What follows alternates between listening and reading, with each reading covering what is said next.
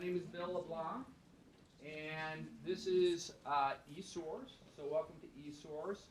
Rocky Mountain AESP is also a sponsor of this, along with eSource. Anybody know what AESP stands for? American Energy Service Professionals? Yes, Services Professionals. Association of Energy Services Professionals, which is a national organization. The Rocky Mountain chapter is very active. Who knows about eSource? Almost all of you. All right, so if you don't know much about eSource, ask someone who raised their hand. But we're an organization who does a lot of research, mostly in the utility space, but also for government organizations and some private entities as well. Started as part of the Rocky Mountain Institute about 20, how many years ago, Wayne? 29 years ago. Has gone through a couple of different iterations. So welcome to our building. And I think you know why you're here.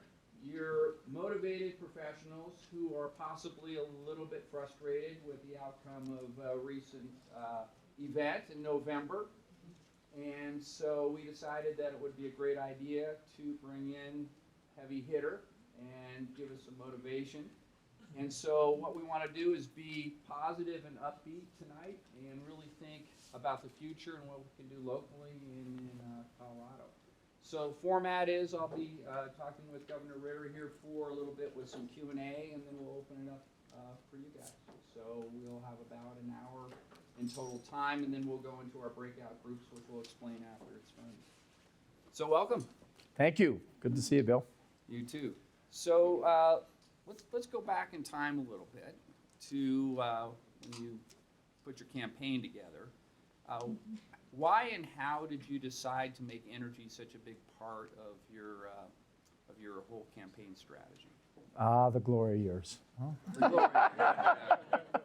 Well, it was interesting because I hadn't really done much in the world of energy and environment. There are a lot of people here, I suspect, who have made it their life's vocation and avocation.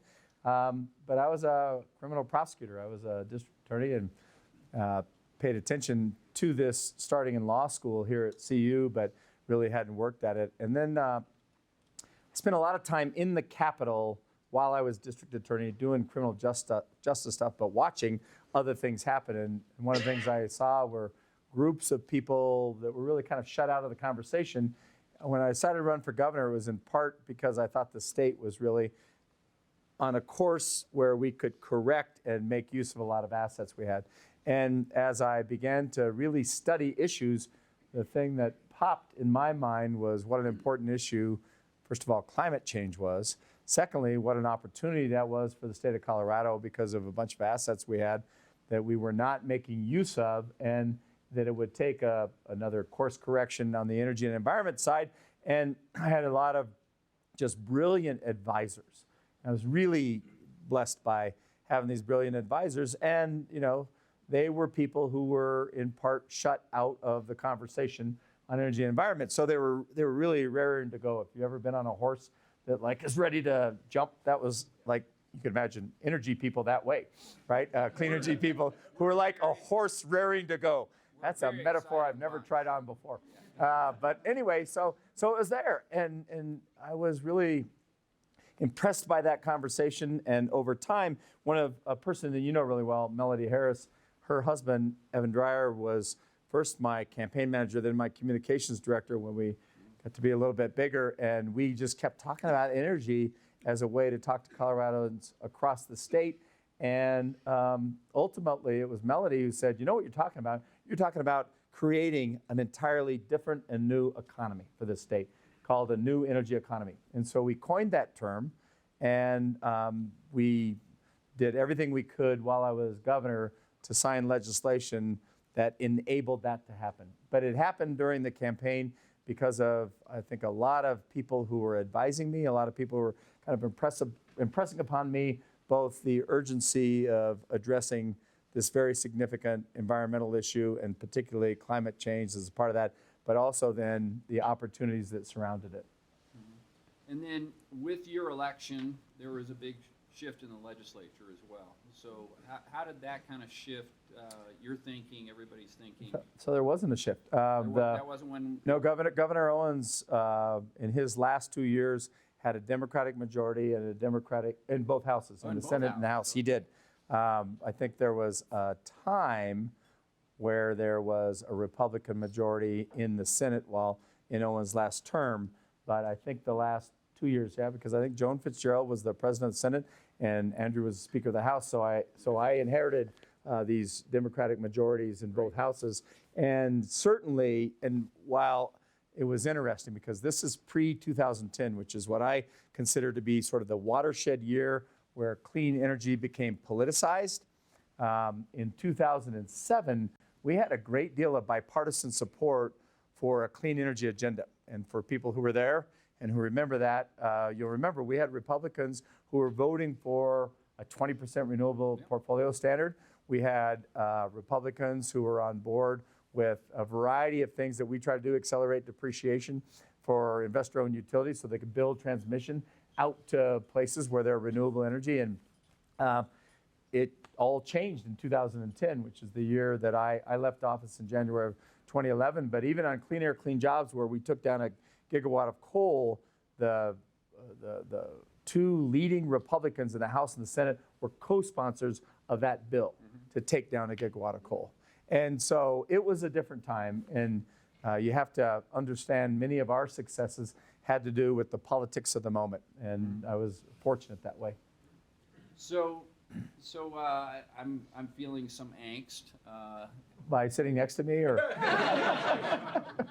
No, it didn't even bother me that much. No, I'm going back to whatever that fateful November evening was, and my wife says it'll be okay, and I go, well, in my world, it's probably not going to be okay. It's going to be different. So, is the sky falling? Is there something inherently wrong that's going to be happening, or are we actually fine? Is this a new window of opportunity for us? So a couple things about that. In 2013, I was on a short list to be the Secretary of Energy. And as we say in my family, the graveyards are full of people who were once on a short list. Because You've been on Dancing with the Stars? I have been on Dancing with the Stars, no. So I get a call from the White House asking me to come to the White House. I'm on the short list. So the thing you naturally think is, well, this is the conversation. Well, it wasn't. It was a different conversation. It was, would we, as a center, prepare recommendations for the White House on how to move a clean energy agenda without Congress acting? So the President of the United States has had a Congress that has been unhelpful for the last 8 years. And so nothing really changes in Congress except that they could pass things that the President wouldn't veto that President Obama would have. But there's not been much forward momentum from the Congress. It's the executive agencies, right? So executive agency rulemaking is a pretty complicated thing, and there's a variety of things that the agencies have done where they're so far down the road in those. They've already been litigated. They've gone through notice, draft, all the input from the public, then final rule, litigation, and they're in place. There are things that are somewhere in that chain, particularly in the litigation chain, like the Clean Power Plan, that are in real jeopardy. So that's the big change, right? You're not going to see agencies do rulemaking. We'll see some agencies that will carve back on the rules, and there's some possibility that Congress and the President will act together to undo some of the things that have been done over the past 8 years. There is a great deal of angst about what they call the presidential overreach, Obama's overreach on the regulatory side. But the question becomes which rule, right? Where's the regulation you're going to undo? And like I said, there's things in the chain. I don't think the BLM's rule on hydraulic fracturing that was it's being litigated in Wyoming. The enforcement was stayed by the federal judge in Wyoming. I think that's in jeopardy. I think everything the EPA was doing on methane is probably in jeopardy. They passed a new source rule in April, and then in September on existing sources, they begin their request for information. That's in jeopardy. The Clean Power Plan is in jeopardy. And so it could live or die, right? I mean, the Clean Power Plan, I think it's going to be difficult to see sort of how the Clean Power Plan survives all of the things that it still has to go through, including probably a Supreme Court hearing in front of if it's 9 justices, a 5th justice appointed by President Trump. So those things are, but there's so much still that has been done that I think it's going to be very difficult to carve out or to carve back, because in many respects you have to do the same thing to bust a rule that you had to do to create it, and it's pretty cumbersome. So that's that part. But I mean, I think the things that I worry most about here with the Trump presidency is, number one, the Paris plan. Because I was in Paris and was part of, I spoke as a part of the State Department to talk about the role of subnationals, so state and local governments as part of countries meeting their climate targets.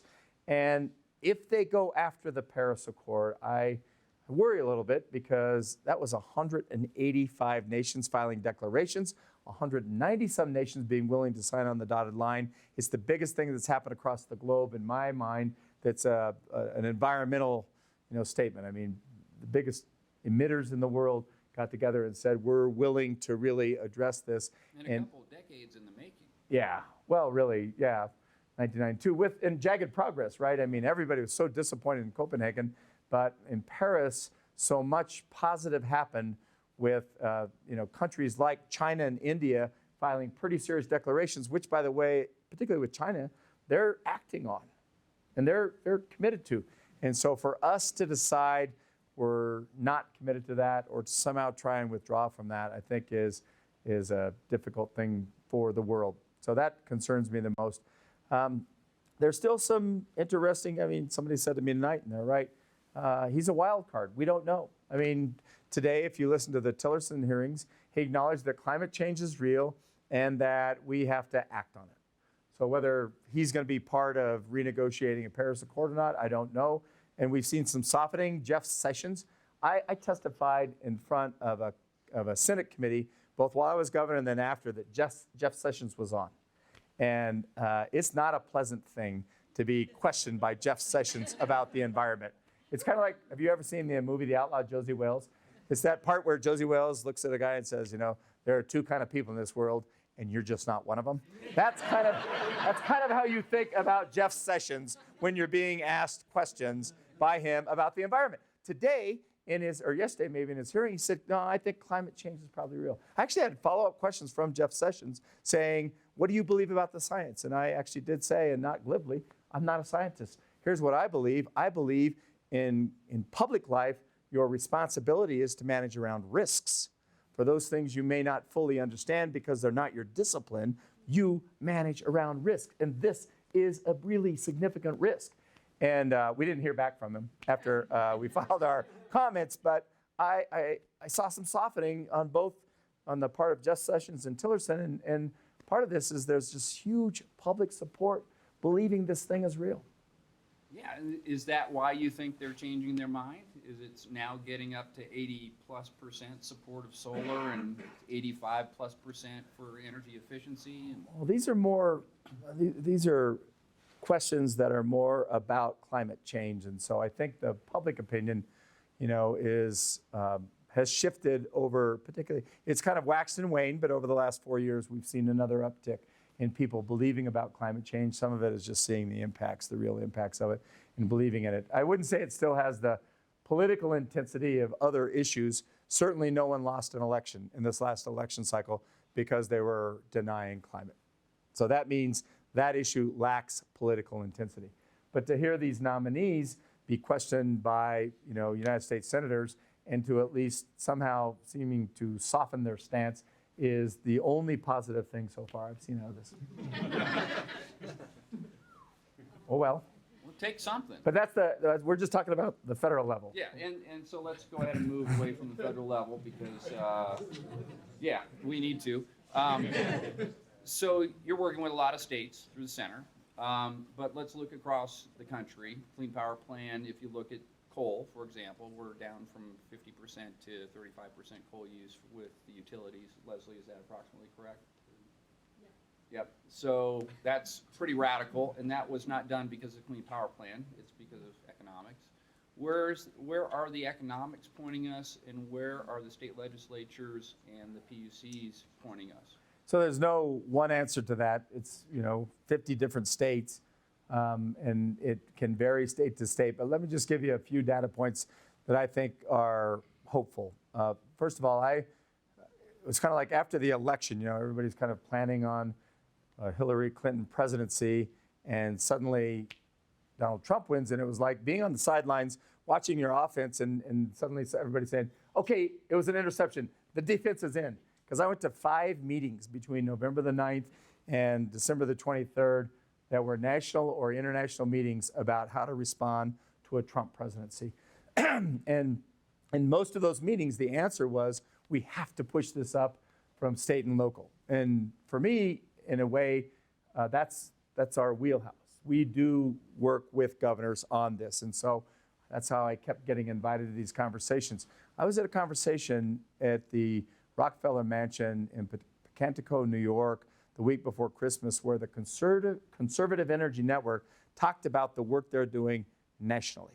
And they could point to wins in Michigan with a Republican governor who passed a clean energy plan that you might or might not like completely, depending upon your point of view. But this is completely different than the first visit I made to Michigan, which was September of 2011, about 8 months after I started the Center for the New Energy Economy. I was in Michigan, and the governor was the same governor. So that was really positive, right?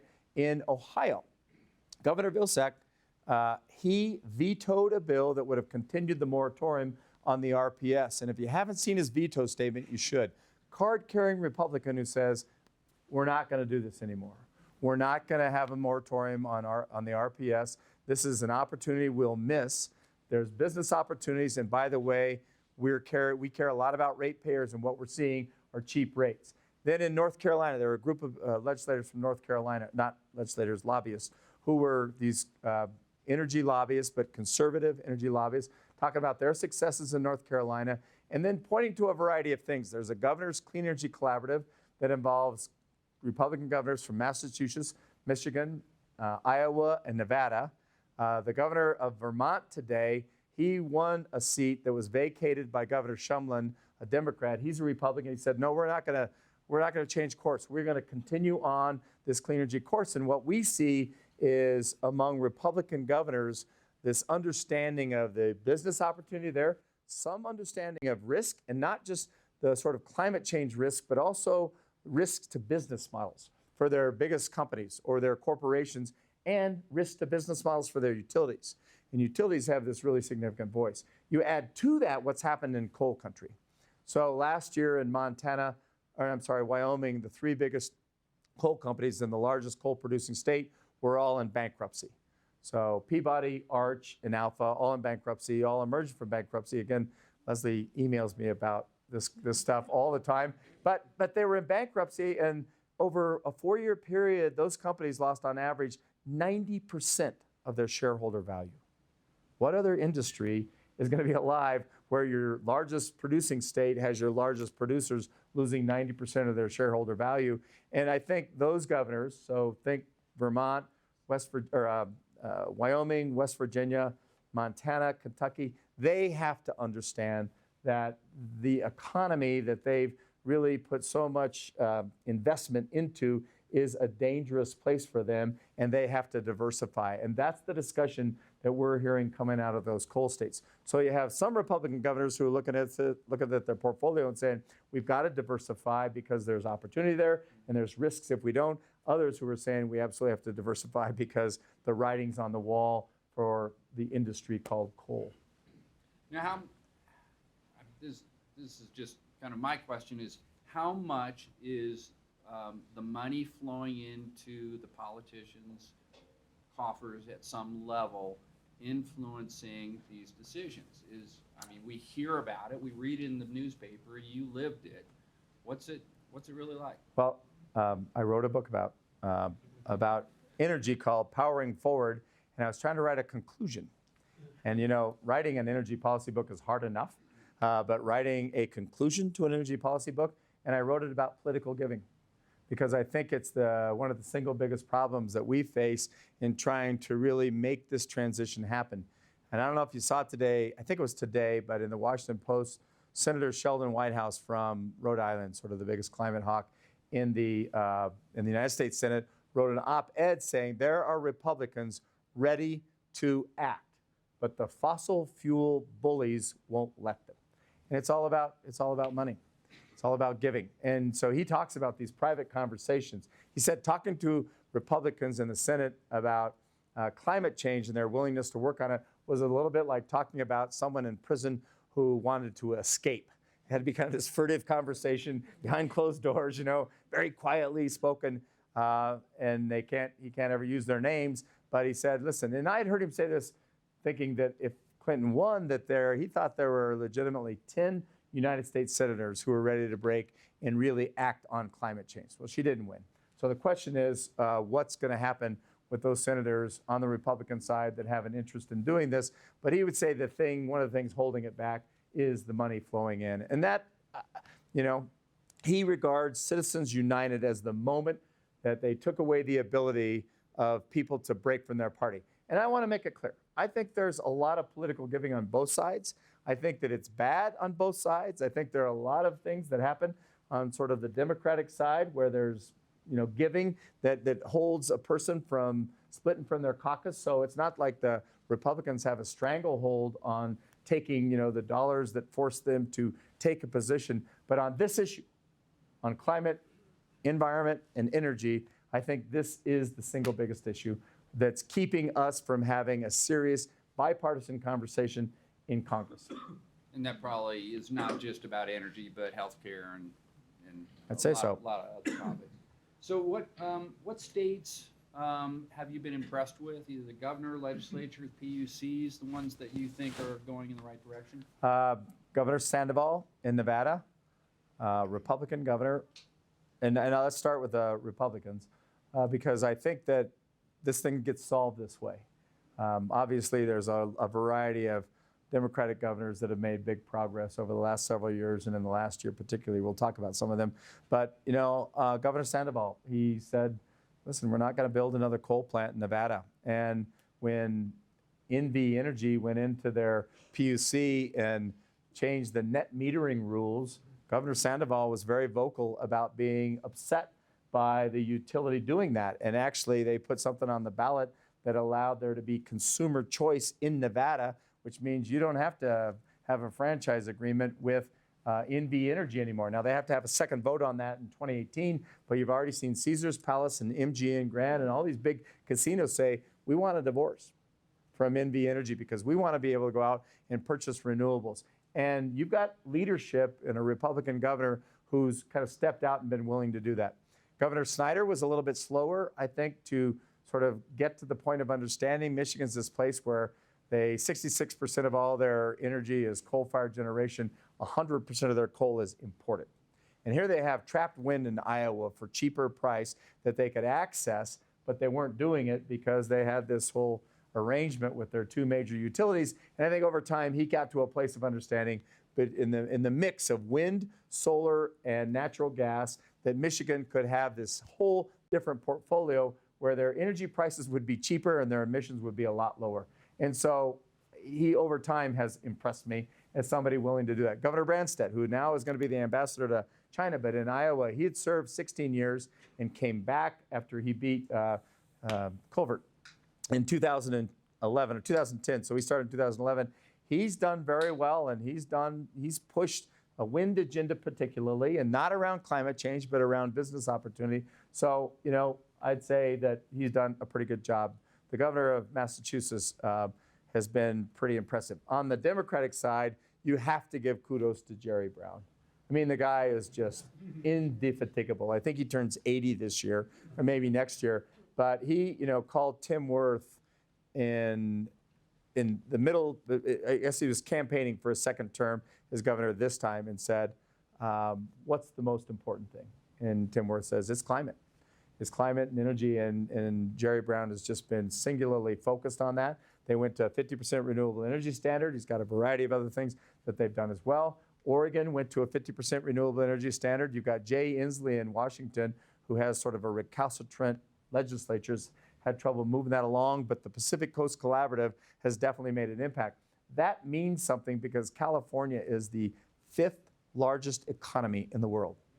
So they're creating markets on their own just by having a 50% renewable energy standard. But then you've got Rhode Island, New York, Vermont, and Hawaii all have better than 50% standards, some of which have 100% standard where they put it out, a little bit. But that's, if you put those states together, that's a pretty significant number of states that have a 50% better standard, 50% or better standard, and they deserve a ton of credit for doing that. And it's actually something to have the states moving at the pace they are when the federal government seems to be slowing down and maybe even trying to reverse course. You can't reverse what's happening in California.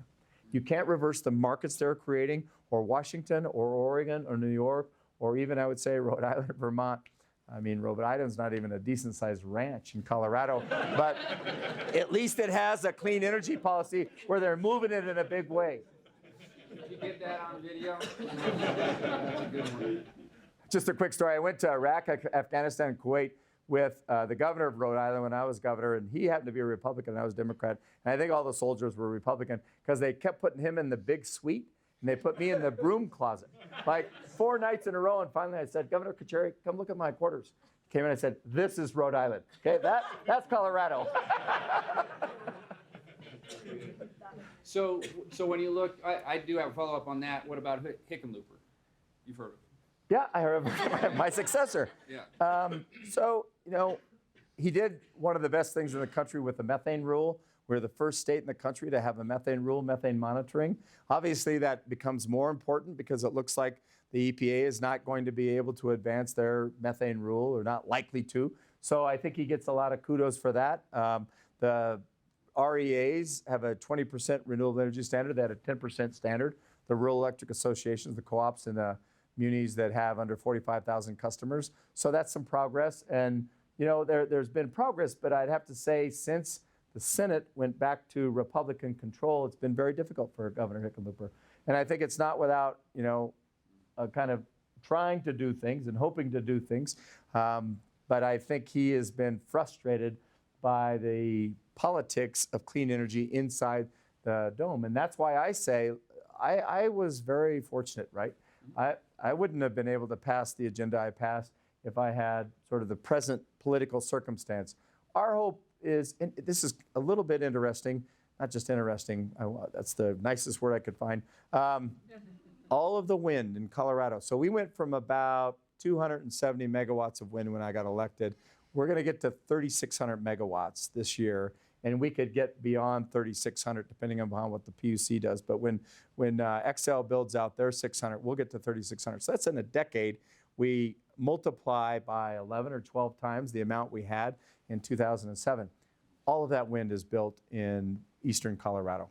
Most of it is built in places where Republicans are in control. There's a huge economic benefit flowing not just to the ratepayers who are paying 3 cents a kilowatt hour for wind, but to the farmers who have wind turbines on their land. I mean, they're making $5,000 to $6,000 a year per turbine, and yet we still are locked in sort of this political argument about the virtues of clean energy. And it seems like we shouldn't be given that circumstance. And again, why we need to build this argument from the ground up.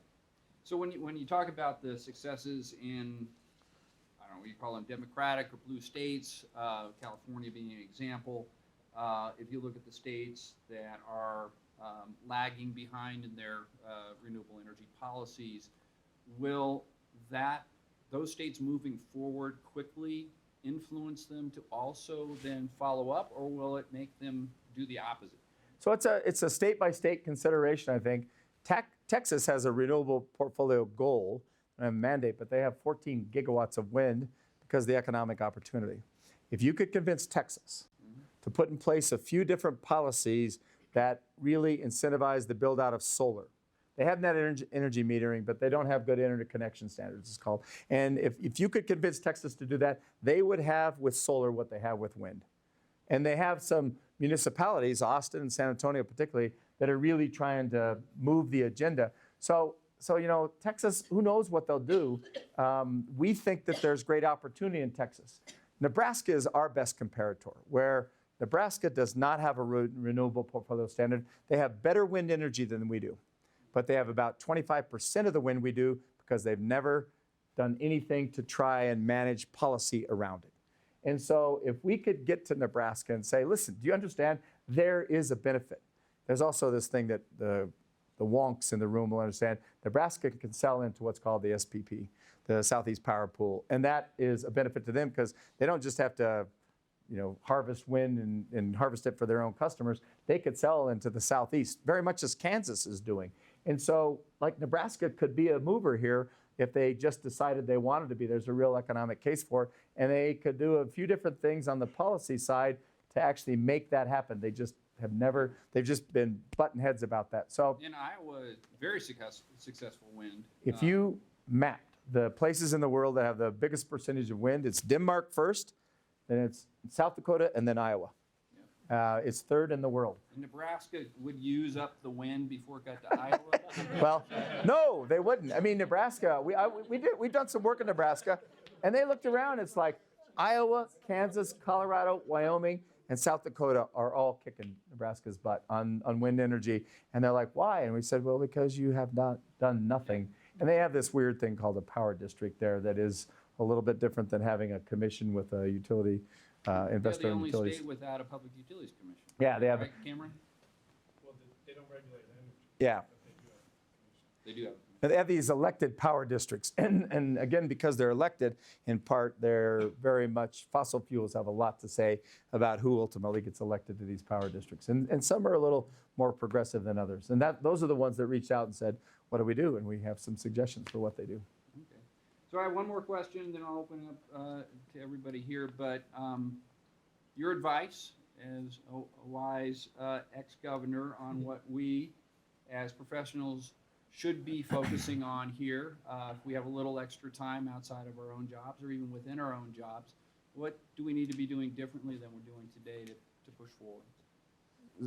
I would say that the real influence we need to exert in this country comes from a variety of different places, but one is just public support for clean energy, tying it into whatever makes the most sense for the audience you're talking to. I mean, it may be that people don't want to hear about climate change, but there's all sorts of economic opportunity that you can tie it into. There's the business case for it.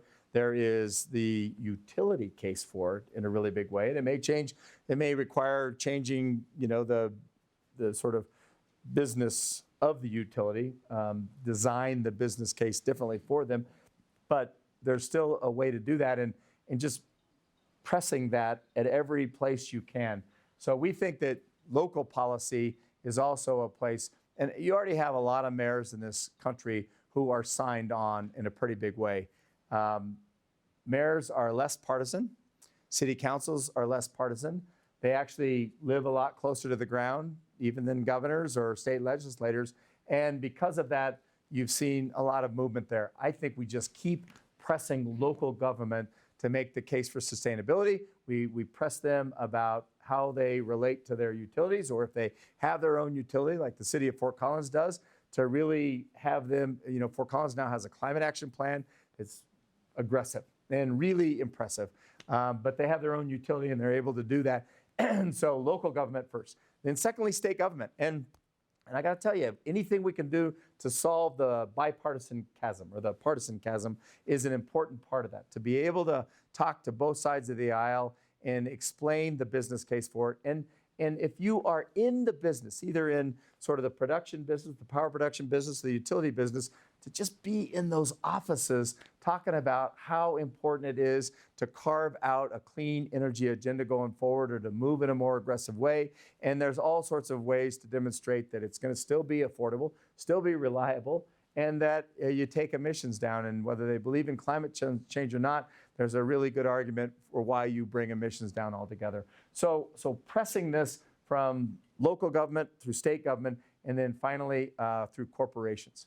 So Sheldon Whitehouse makes this case, but we just wrote a paper for a group called Advanced Energy Economy where we talk about corporate purchasing of clean power. And we think this is a big part of going forward.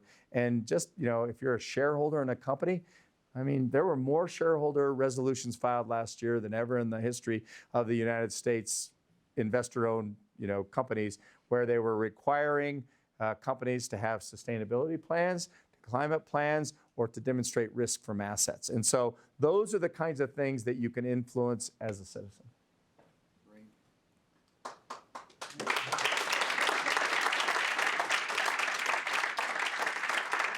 Questions? Well, if I may ask the first question, my name is Martin Voelker. I work with the Colorado Renewable Energy Society and also NECO, New Energy Colorado, which is an offshoot of COSIA.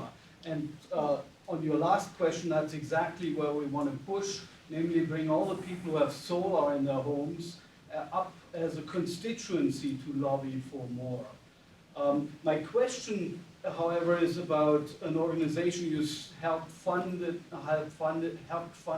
2007, Colorado Labs, which advocates for the national labs like NREL, NCAR, and CDC in Colorado. They play a huge economic role, but under this new administration, they're under great threat. And I was hoping you might have a strategy idea for how we in Colorado can defend those labs against the assault that may be coming. So I think the legislation you're talking about was actually the collaboratory, which had the national laboratory plus the research universities. But I'm going to treat your question as how do we defend the presence of scientific laboratories? You know, we have NREL, we have the National Center for Atmospheric Research, we have NOAA, we have some of the best climate science in the world is happening here in Boulder, Colorado. We have NIST that is also involved in that. When I was governor and the IPCC came out with a report, I guess that was 2007, we had 43 scientists stationed in Colorado that got the Nobel Prize as a part of that. That's how significant the presence is for national laboratories. And so I would say part of that's going to hopefully depend upon who the secretaries are. And I was part of a group called the National Academy of Sciences panel on accelerating the adoption of clean energy technologies. The question was put to us by a Republican Congress. And so we produced a report called Power to Change. We published it in September. If you bought it on Amazon, it's $82, but you can download it on the internet for less than $82. And the number one recommendation was to double down on research and development. So I think this mission innovation program that was a Moniz program, that may be in jeopardy because that was a specific Moniz program, and they may want to feel some kind of separation from Secretary Moniz or even the group inside of the department that was doing that. But I think this is one of the places in Congress where there is still an ambition to understand what a clean energy future could look like, and that's to do innovation. Well, there's no better place than the national laboratories, and I'm just hoping that they don't see any wisdom in defunding that. That would be really awful. The group here that's UCAR, is anybody here from UCAR? The university, what's it called? Corporation for Atmospheric Research. It manages NCAR, but it manages a variety of other national efforts as well. Their grant is up. Their contract is up in 2018, and they may get a one-year extension, but this is something where we need to be hammering our congressional delegation about the wisdom, because if you look at what the National Center for Atmospheric Research does, if you look at what NREL does, we need to make the point to our delegation that not only should we not cut back, this is a time to really try and expend resources doing the kind of innovation we need to lead the world. And on a historical note, when Reagan tried to close down CERI, it was Joe Coors who appealed against the closure and led to NREL. Well, that's a nice little piece of history.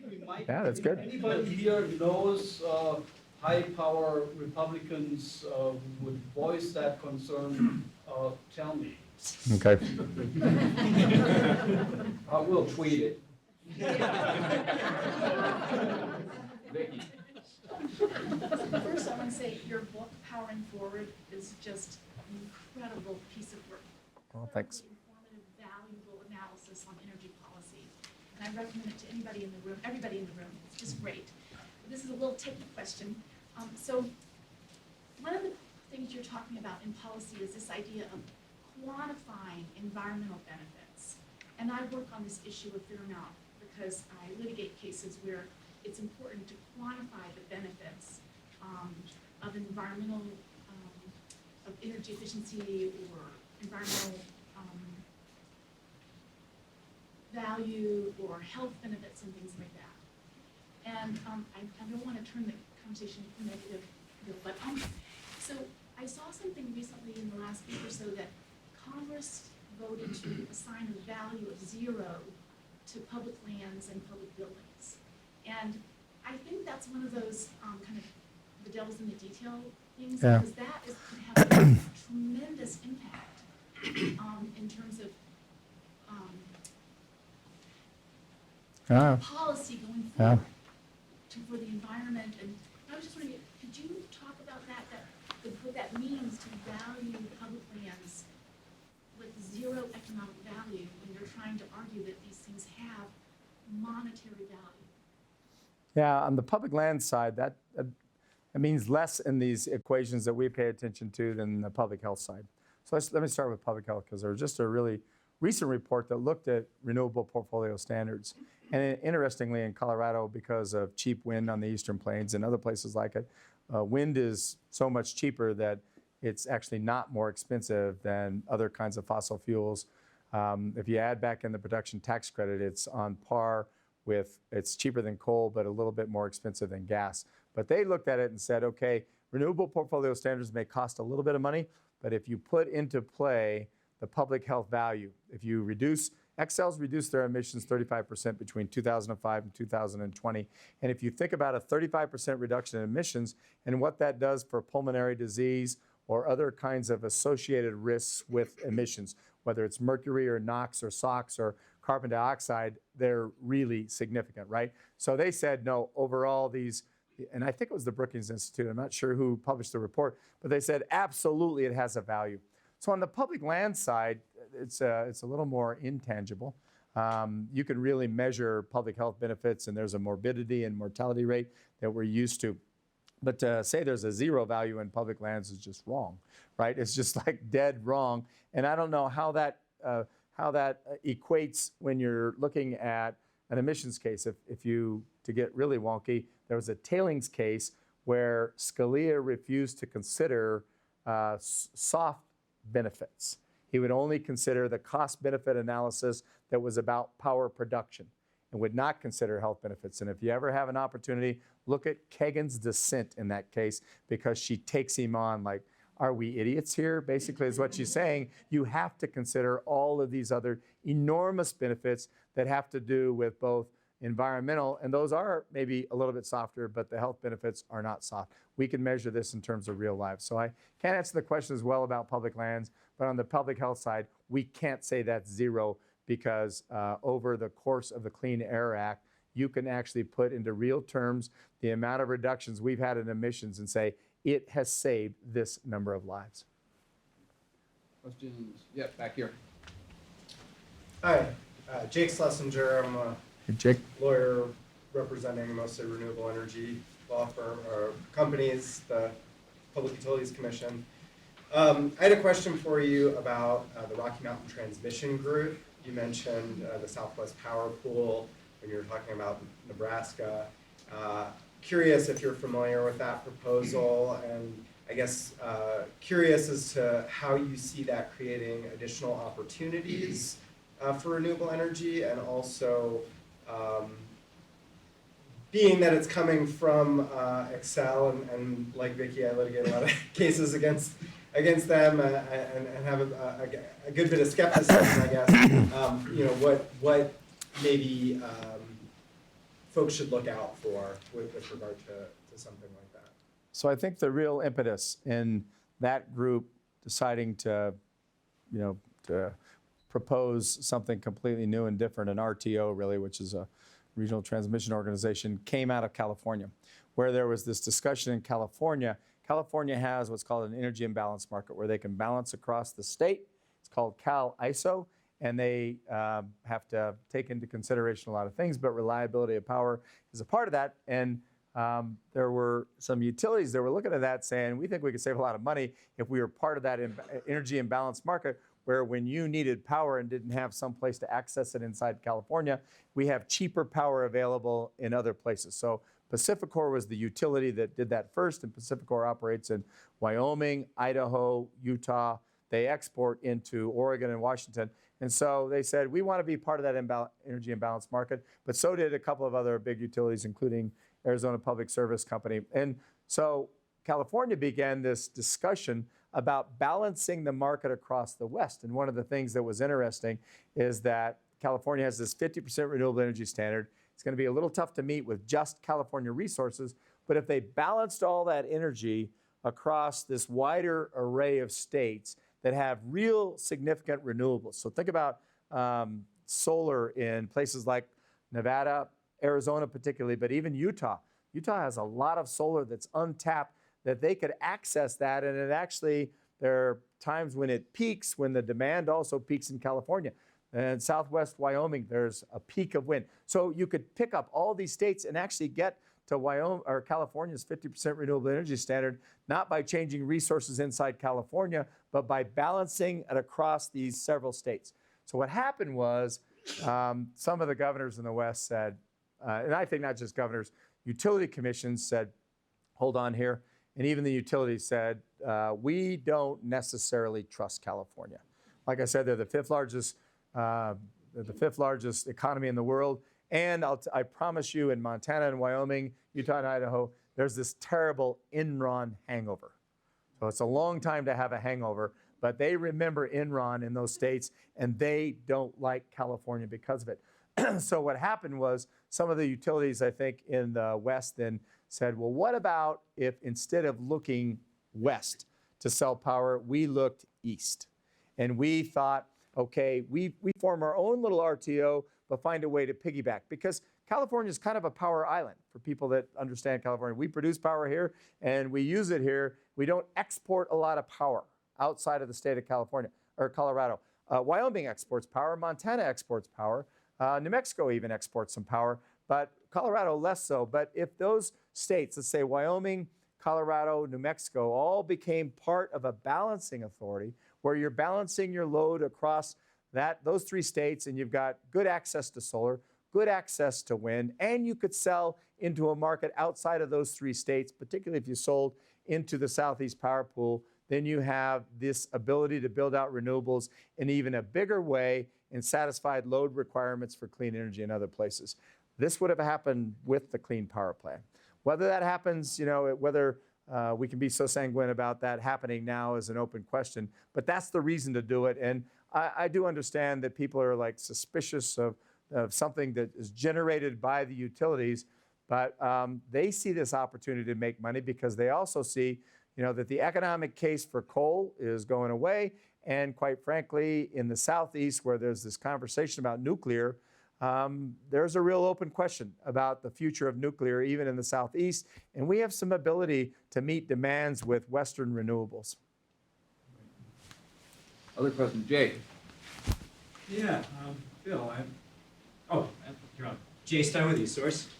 And I want to ask you, it's a national question, and it's something that people seem to overlook, but it's about the second biggest accomplishment in climate for the Obama administration in 2016, which is the HFC phase down. Yeah. And I've been watching to see what's going on with it, and I'm not actually, there's the Kigali Amendment, there's EPA SNAP Rule 21. From what I'm seeing, I'm actually not seeing a lot of opposition to it, and I'm wondering if you're hearing the same thing. Yeah, I think it's safe. And partly, so it comes out of the Montreal Protocol, which is where it was initially sort of happened. And it's a body of work that's happened by virtue of international negotiations. It is supported by industry.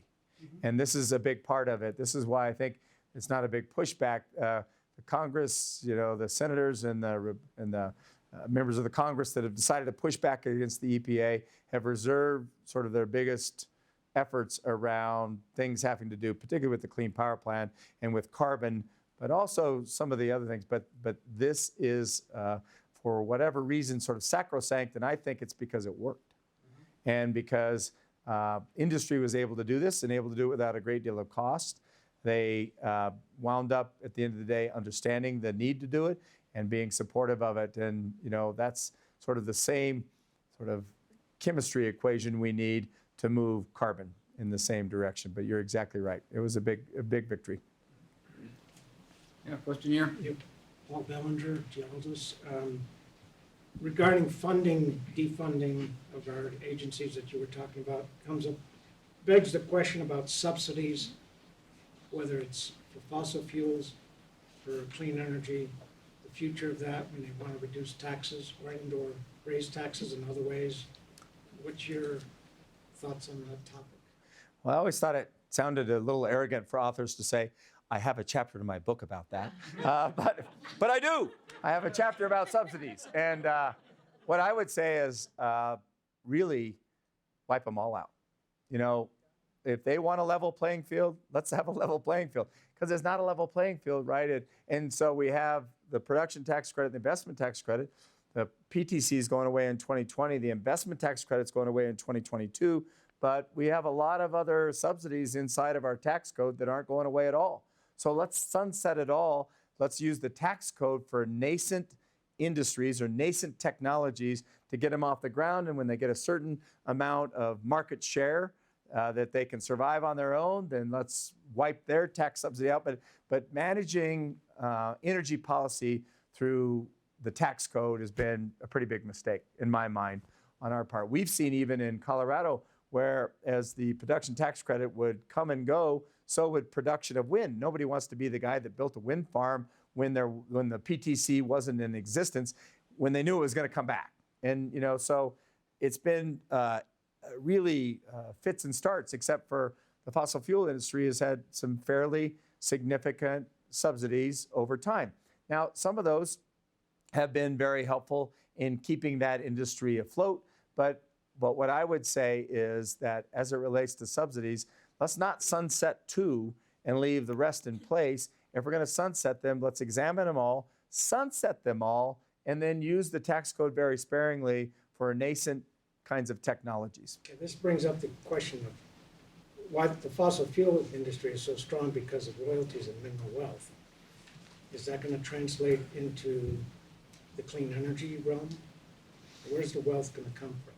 Well, there's already a great deal of wealth. I mean, if you look worldwide, there was $329 billion in clean energy spending last year. There was more solar and wind added to the grid, both in the United States and around the world, than any other type.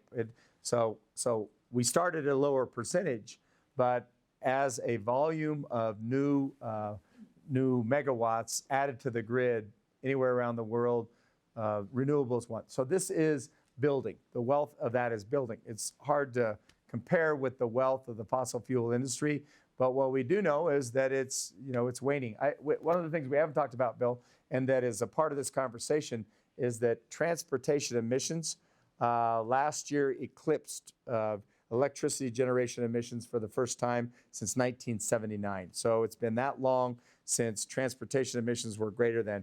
And one of the things we're going to have to do is deal with that. There are ways we think that you can deal with that, but the wealth question for me is we have to have this interplay between policy and markets. There's not a free market in electricity generation. There hasn't been since 1905. It's a regulated market, but it doesn't mean that there aren't market forces that take over if you have the right set of policy circumstances and the right kinds of incentives in place. And renewable portfolio standards are a good way to think about that. On the vehicle side, the transportation side, we have to think about how to do some of those same things. There's the CAFE standards, the renewable fuel standards, all of which may help us in that regard. But as states, we have to think about this kind of policy.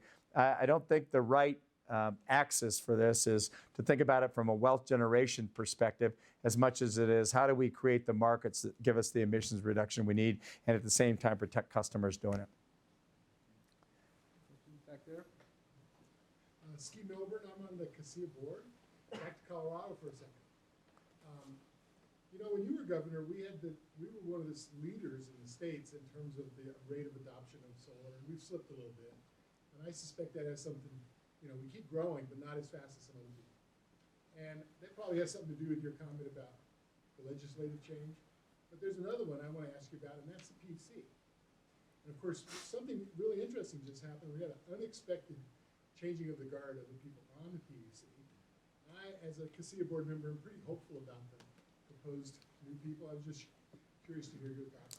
Yeah, one of the things that I was told, even when I was governor, by members of the PUC is that they have a lot of organic authority to do things. When you say organic authority, it comes from within. They have it by virtue of how they've been empowered by the Constitution and by legislature, and they can do a variety of things even if the legislature does not do them. And I think you're right. We have some reason to hope here. I don't know the woman who was with Black Hills and then with the telecom, Moser.